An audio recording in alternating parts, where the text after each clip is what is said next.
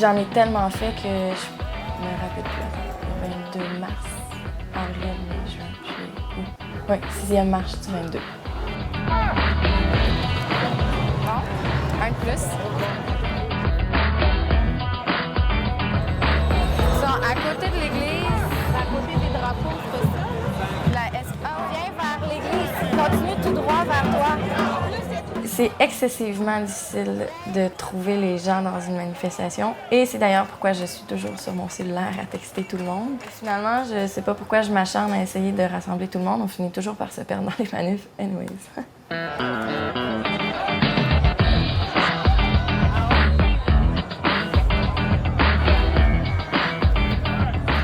Au début, je portais beaucoup le carré rouge. Finalement, je me retrouvais toujours à le donner à quelqu'un.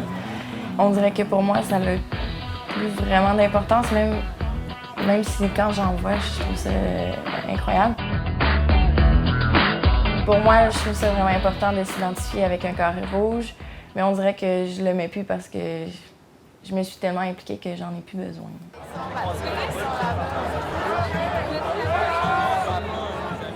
Je me suis fait tatouer le carré rouge en juillet, dans le milieu du mouvement. Là. Parce que j'ai donné beaucoup à la grève et de toute façon, je suis tatouée de partout. Et chaque tatou représente une époque de ma vie, puis je crois que 2012 méritait d'avoir sa place sur mon corps. Carré rouge signifie pour moi un changement social, un espoir de voir autre chose, de connaître autre chose que le système dans lequel on vit en ce moment. On va être un gros contingent. Tous nos papas. Mon père assiste à toutes les manifs du 22 d'ailleurs.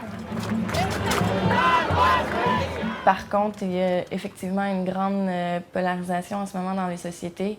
Et M. Charest, félicitations, vous avez réussi à détruire des familles. Il y a vraiment des gens qui se sont divisés à l'intérieur des familles. Dans les journaux, les blogueurs nous ont ramassés beaucoup. On nous a vraiment diabolisés. On a créé des monstres de nous alors que finalement, tout ce qu'on voulait, c'est de se battre pour une bonne cause. C'est sûr que ça ne nous a pas aidés dans le mouvement, je crois, cette couverture, parce qu'elle n'était pas objective du tout.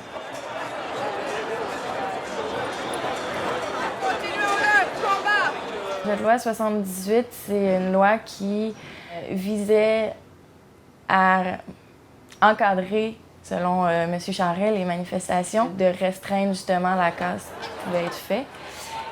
Par contre, de mon point de vue à moi, je crois que cette loi-là visait strictement à détruire les associations étudiantes parce que, comme on l'a vu, dès que la loi a passé, les arrestations n'ont jamais été faites sous cette loi-là dans les manifestations, dans les arrestations de masse. Ça a toujours été des lois municipales. Donc, on a parlé beaucoup de cette loi-là, mais qui n'a jamais été mise en application. Et je pense que le plus gros de la loi aurait touché les associations étudiantes à la rentrée si la plupart avaient reconduit la grève. Pour être vraiment très honnête, les marches du 22, c'est une autre dynamique. J'y vais parce que je trouve ça important, mais il n'y a plus l'éclat de « Ah, wow, on était 200 000 ». C'est rendu comme une certaine habitude de se voir tout le monde les 22.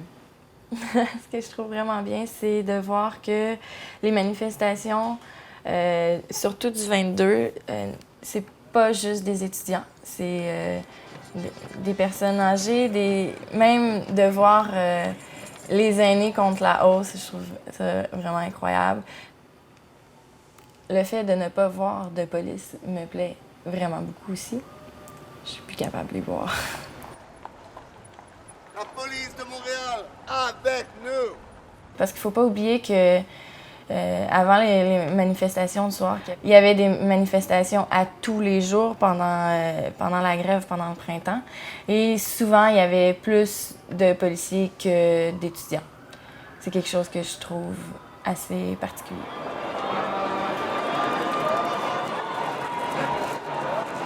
Je ne crois pas que la manifestation du 22 août a été différente parce qu'elle était pendant une campagne électorale. Puis je pense que les étudiants, beaucoup sont conscients que c'est pas les élections qui vont vraiment changer notre situation sur les frais de scolarité. Que ce soit Charest qui soit au pouvoir ou Pauline Marois ou même François Legault, dans les trois cas, les étudiants vont voir leurs frais de scolarité augmenter. Je pense qu'avant, on était considérés un petit peu mou. Puis maintenant, on est un Québec très, très fort, très uni. On sent vraiment qu'il y a un mouvement social, puis les gens sont ensemble, ils se prennent la main et tout. Je trouve vraiment que c'est très, très beau. Moi, je suis très émue de ce qui se passe ici. Tous les partis sont ensemble pour dire on n'en peut plus de Charest, on n'est plus capable. Dans le pire des cas, ça va être une coalition qui va se faire, mais Charest, c'est fini. C'est fini pour le Québec le 5 septembre.